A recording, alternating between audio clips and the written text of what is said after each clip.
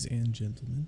I am your Destiny Dad, and welcome to this week's Banshee review inventory video. We are going to get right into it. It is Tuesday. It is the 25th. Jesus, everything is moving along too fast. Up first, we have the Snorri FR5, Frenzy and Firmly Planted, Projection Fuse, Polygonal, or Arrowhead with a Range Masterwork. This actually wouldn't be a terrible PvP rule. Amalon makes really good fusions, trace rifles, auto rifles. I would probably prefer something that's not Frenzy in that right column for PvP. But I'm not exactly sure what this thing can get overall. Let me see if I can.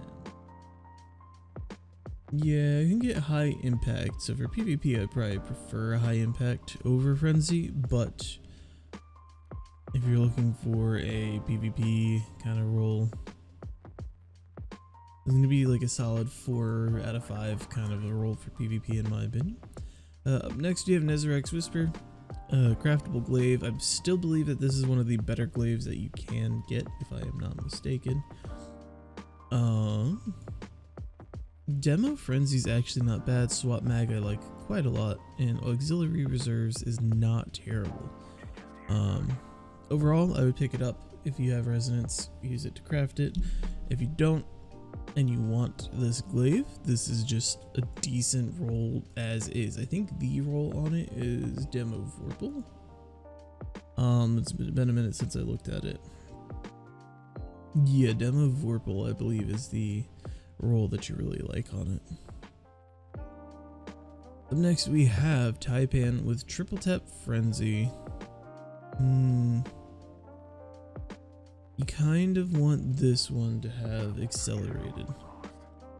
You kind of want, its fusion rifles are a little weird, so are linears, because there's a point where you want accelerated coils and a charge time masterwork, and then sometimes that kind of doubles out and becomes less useful, and then sometimes you want like liquid coils and charge time.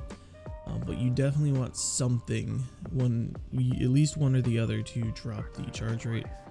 And Frenzy is not the best. This was craftable. I don't know if it still is. I can imagine that it would still be craftable, but I think that there's more things in the game worth spending your resonance on than this, and there are a lot more better linears than it now.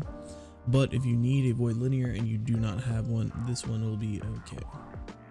Shattered Cipher, Under Pressure Surrounded. Overall not bad. I just wanted this thing to be really good. I loved this gun, but it didn't really have great rolls. Even back then, like, things have changed a lot since then. But even that being said, this thing had some pretty weak rolls, even at the time. Up next, we have Crux Termination with Eddy Current Tracking. No impact casing, handling masterwork. This is a solid 0 out of 5 in my opinion. Would not waste my time on this. This thing can drop a lot from just world drops, and it can get pretty crazy rolls, so I would not get that one. And once again, we have Path of Least Resistance, Subsistence, Harmony. I'm pretty sure this was the same roll that he had last week, wasn't it? Or something very similar anyways. Again, decent roll, craftable, crafted if you can. It can get better than this, but overall, if you just want a good arc trace rifle that's legendary, maybe you didn't look out on the Iron Banner. This whole was the season of the Seraph. The Seraph weapons were all really banger. They had a really decent origin trait. So that is Banshee for the week.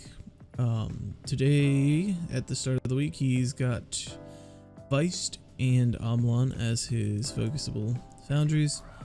I believe as well, though, I have been thinking about it. I think I'm going to go ahead and add Ada 1 into the Banshee videos. One, I would like to beef up my Banshee videos just a touch. They're hovering around 5 minutes each so far, and I don't want to fill it with fluff, but making super short videos like that don't work on the YouTube algorithm. It will not get pushed to you. Even if you're subscribed, it won't go to your inbox. And if you're not subscribed, or if you're someone who just isn't seeing me, you're not going to see this video if I just uploaded it 5 minutes. Plus, Ada can sometimes actually have decent stuff. Everybody thinks that she can't or doesn't. She can. So I'm going to go ahead and go and see what Ada has, and I will be right back. Alrighty, ladies and gentlemen, here we are at Ada.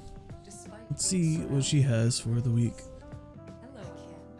Today she has the Dead End Cure armor set. Does not appear that she has anything terribly spiky. Typically these are going to be low stat rolls.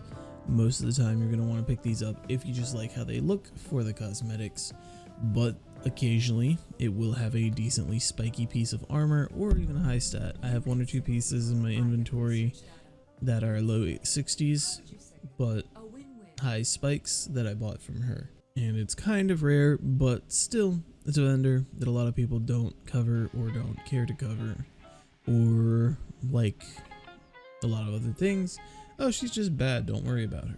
And I think that that's stupid.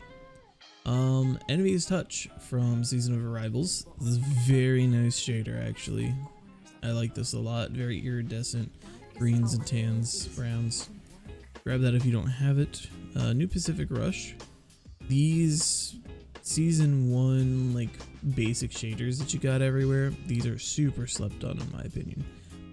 Dusk Rose was the one from EDZ, I believe, and it is one of my most used and favorite shaders of all time.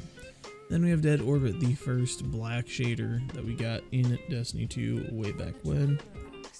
It's not very black, but we were making do with what we had. And then of course you got your modules and your bounties for synthesis. But all that being said, that's all that we've got going on this week as far as Ada and Banshee. Thank you as always for watching the video and tuning in. I appreciate the support, and I will see you guys next time. Should be Friday early in the day for Zerg, and I will talk to you guys later. Have a good one, everybody.